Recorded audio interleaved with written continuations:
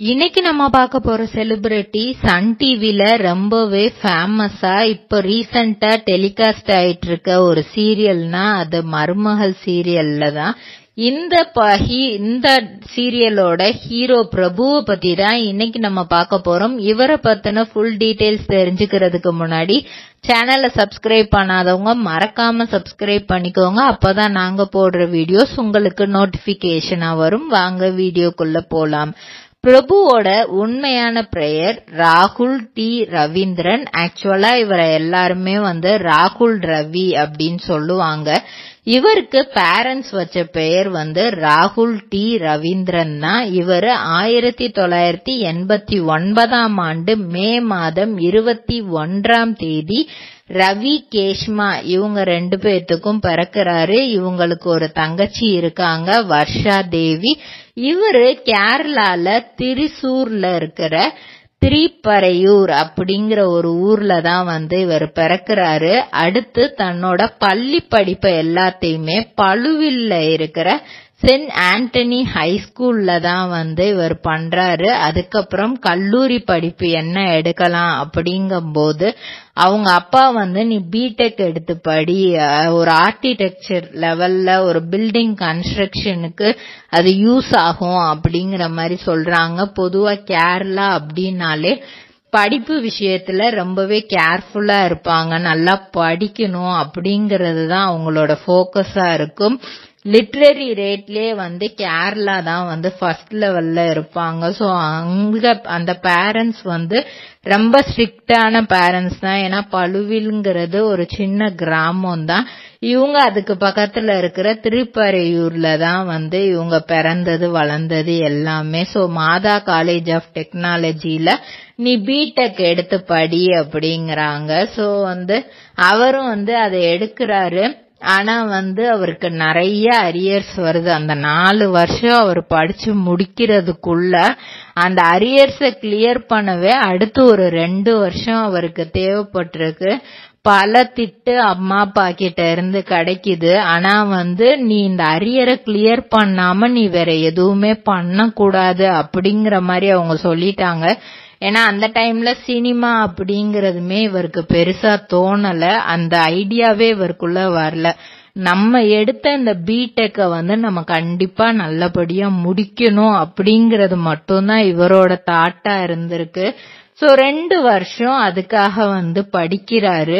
அப்படி படிக்கும் போது இவருக்கு என்னதான் இருந்தாலும் முன்னாடி காலேஜ் போயிட்டே படிச்சிட்டு இருக்கும் போது அப்ப ஃப்ரெண்ட்ஸோட அது பெருசா ஏதாவது தெரிஞ்சிருக்கிறாரு. ஆனா இந்த 2 இயர்ஸ் சும்மாவே இருந்துட்டு அரியர் எக்ஸாமுக்கு மட்டும் எழுத போகணும் இல்லையா. சோ கொஞ்ச நாள் ஃப்ரீயாவே இருந்தனால நம்ம மாடலிங் ட்ரை பண்ணா என்ன அப்படிங்கிற மாதிரி இவருக்குள்ள ஒரு தாட் வருது. நம்ம ஏன் இப்படியே இருக்கணும், அதையும் ட்ரை பண்ணி பாப்போம், கிடைச்சா அந்த லைன்ல போகலாம் அப்படின்னு. ஏன்னா அதுக்கப்புறம் அது யோசிக்க ஆரம்பிச்சதுக்கு அப்புறம் இவருக்கு பிடெக் மேல பெருசா ஒரு நம்பிக்கை இல்ல. அதுக்கு முன்னாடி வரைக்கும் நம்ம அப்பா சேர்த்து விட்டுட்டாங்க, நம்ம படிக்கணும் அப்படிங்கிற மாதிரி ஒரு ஐடியால இருந்தவரு மாடலிங் பண்ணணும் அப்படின்ட்டு நிறைய ஸ்டேஜ் ஏறி இருக்கிறாரு. அவங்க வீட்டுக்கு தெரியாமே பல தோல்விகள். ஒரு இடத்துல அப்பதான் ஆடிஷனுக்கு அவர் லேட்டா தான் போயிருக்காரு. அப்பதான் பேர் கொடுத்துட்டு இருக்காரு. ஆனா அங்க அவர் பேரை அனௌன்ஸ் பண்ணிட்டாங்களாம். என்ன பண்றதுன்னு தெரியாம எல்லாருமே அந்த பேக் கேட்ல இருந்தா இவர் ஃப்ரண்ட் கேட்ல இருந்தே போயிருக்காரு. அப்போ ஜட்ஜஸ் எல்லாம் ரொம்ப இது பண்ணிருக்காங்க, என்ன இந்த வழியா வராங்க ஒரு கண்டஸ்டன்ட் அப்படின்ற மாதிரி. அதுக்கப்புறம் இவர் நடிச்சத பார்த்து அவ்வளோ அசந்து போயிட்டாங்களாம். அந்த அளவுக்கு பெர்ஃபார்மன்ஸ் சூப்பரா இருந்ததா.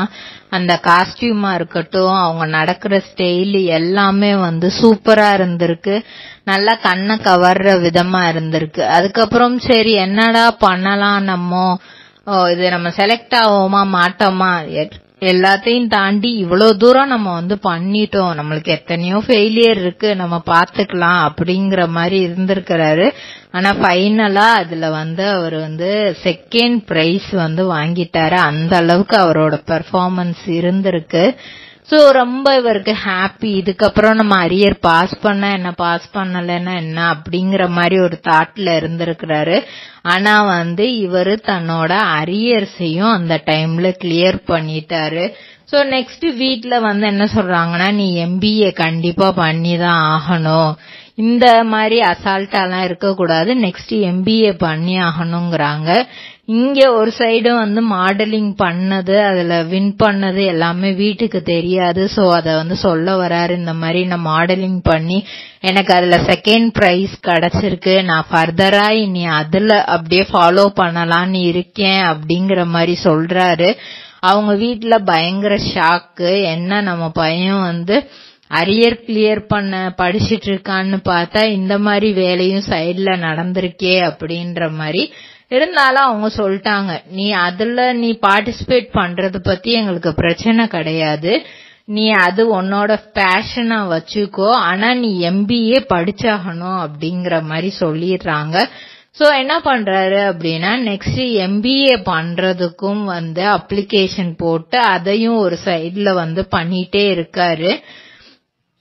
2013ல டால்ஸ் அப்படிங்கிற படத்துல டாக்டர் அனூப் அப்படிங்கிற ரோல் பண்றாரு. வீட்லயும் ஓரளவுக்கு சம்மதம் வாங்கிட்டாரு. அப்படி பண்ணும்போதுதான் படத்துல சின்ன சின்ன ரோல், பெரிய ரோல் கொடுக்கல, சின்ன சின்ன ரோல் கொடுக்கறாங்க. அவங்களோட ஃபர்ஸ்ட், ஏன்னா 2011ல தான் மாடலிங் வின் பண்ணது. 2012ல MBA அப்ளை பண்ணி ஓரளவுக்கு அந்த ஃபர்ஸ்ட் இயர் நல்லா போயிட்டு இருக்கு. செகண்ட் இயர்ல தான் இந்த மாதிரி சைடா நம்ம படத்துலயும் நடிப்போம், வர்ற சான்ஸ விடக்கூடாது அப்படிங்கிற மாதிரி இதுலயும் நடிச்சுட்டே இருக்கிறாரு. அதுக்கப்புறம் ஒரு இந்தியன் பிரணய கதா அப்படிங்கிற படத்திலையும் ஜோஹன் அப்படிங்கிற ரோல் பண்றாரு. 2014ல டயல் 1091 அப்படிங்கிற படத்துல ராகுல் அப்படிங்கிற ரோல் பண்றாரு. 2016ல கட்டுமாக்கான் அப்படின்ற படத்துல ராகுல் அப்படின்ற கேரக்டர்லயே பண்றாரு. 2017ல ஜோமண்டே சுவிசேஷனா அப்படிங்கிற படத்துல தேஷாவோட ஹஸ்பண்டா நடிக்கிறாரு. 2022ல ஹே பக்கா அப்படிங்கிற படத்துல சூர்யா அப்படிங்கிற ரோல் பண்றாரு. எல்லாமே கிட்டத்தட்ட ஒரு மலையாளம் மூவிஸ் தான். அதுக்கப்புறம் தெலுங்குல இவருக்கு வாய்ப்பு கிடைக்குது. தெலுங்கு மூவியுமே பண்றாரு. ஷேத்திலோ சேஷே சப்பு பவா அப்படிங்கிற படத்துல சுரேஷ் அப்படிங்கிற ரோல் பண்றாரு 2023ல. அப்புறம் பகவத் கேசரி அப்படிங்கிற படத்துல கார்த்திக் அப்படிங்கிற ரோல் பண்றாரு. 2024ல DNA அப்படிங்கிற படத்துல பார்த்தி அப்படிங்கிற ரோல் பண்றாரு. இது மலையாளத்துல வந்த படம் தான். இவரு 2017ல D4 ஜூனியர் வெர்சஸ் சீனியர் ப்ரோக்ராமோ ஆங்கராவும் இருந்திருக்கிறாரு. அது மட்டும் இல்லாம 2019ல ரெட் FM மலையாளம் மியூசிக் அவார்ட்ஸோட ஆங்கராவும் இவரு இருந்திருக்கிறாரு. சோ ஆங்கரிங் பண்றதுலயுமே இவரை அடிச்சுக்கிறதுக்கு ஆள் இல்லைன்னு தான் சொல்லலாம். ஓகே, இவர் படத்துல மட்டும்தான் நடிச்சிருக்கிறாரா, இவரை வேற எங்கேயோ பார்த்த மாதிரியே இருக்கு அப்படின்னு யோசிச்சா, இவர் படமும் நடிச்சிட்டு அட் த சேம் டைம் இவர் என்னவும் பண்ணிருக்கிறாரு அப்படின்னா சீரியலுக்குள்ளேயும் வந்திருக்கிறாரு. 2014ல டயல் மூவி பண்ணதுக்கு அப்புறம் அவருக்கு மலையாளத்துல பொன்னம்பிள்ளி அப்படிங்கிற ஒரு சீரியல்ல நடிக்க வாய்ப்பு கிடைக்குது. சோ அந்த சீரியல்ல நடிக்கிறாரு. அப்புறம் 2017ல நந்தினி சீரியல்ல நடிக்க வாய்ப்பு கிடைக்காது. 2019ல அதோட சீசன் 2வும் வந்துச்சு. சோ 2 சீசன்லயுமே இவர் அருண் அப்படிங்கிற கேரக்டர் பண்றாரு தமிழ்ல. சோ அதுலயுமே கொஞ்சம் நல்லா ரீச்சர் ஆகிறாரு. அருண் அப்படிங்கிற கேரக்டர் ஓரளவுக்கு மக்கள் மத்தியில தமிழ்நாட்டுல தெரிய ஆரம்பிக்குது. 2019 to 20 இந்த கேப்ல அவர் விக்ரம் அப்படிங்கறது சன் டிவில விக்ரம் அப்படிங்கிற ரோல்ல பண்றாரு. 2020 to 23ல கண்ணான கண்ணே சீரியல்ல யுவராஜ் அப்படிங்கிற ரோல் பண்றாரு. இந்த ரோல் மக்கள் மத்தியில வேற லெவல்ல ஃபேமஸ் ஆச்சு. இப்படி கண்ணான கண்ணேல கிடைச்ச ரீச் அவர் இதுக்கு முன்னாடி நடிச்ச படங்கள்லயும் அவருக்கு கிடைச்சது இல்லையாம். அந்த அளவுக்கு மக்கள் ரெண்டு பேரோட பேரை ரொம்ப நல்லா பேச ஆரம்பிச்சிட்டாங்க. இவரும் நிமிஷாவும் நல்ல பேரா இருக்காங்க. ரியல் லைஃப்லயே இவங்க நடிச்சா இந்த மாதிரி நடிச்சதுலயே ரியல் லைஃப்லயே இவங்க பேரா ஆகலாம் அப்படிங்கிற மாதிரி ஒரு பேரா இருக்காங்கன்ட்டு நிறைய பேர் பேசி இருக்கிறாங்க. ஆனா இவருக்கு அதுக்கு முன்னாடியே சாக்லேட் அப்படிங்கிற சீரியல்ல ஓரளவுக்கு ரீச் இருந்துச்சு. நந்தினில ஒரு 25% ரீச் இருந்தது அப்படின்னா சாக்லேட் சீரியல்ல ஒரு 50% இருந்தது. அப்புறம் கண்ணான கண்ணே சீரியல்ல ரொம்ப ரீச் அதிகமாயிருச்சு. 2020 டிசம்பர் 27 அன்னைக்கு இவங்க ஃப்ரெண்டான லக்ஷ்மி நாயரோட கல்யாணம் நடக்குது. சோ 2 இயர்ஸ் இவங்க ரிலேஷன்ஷிப்ல இருந்திருக்கிறாங்க.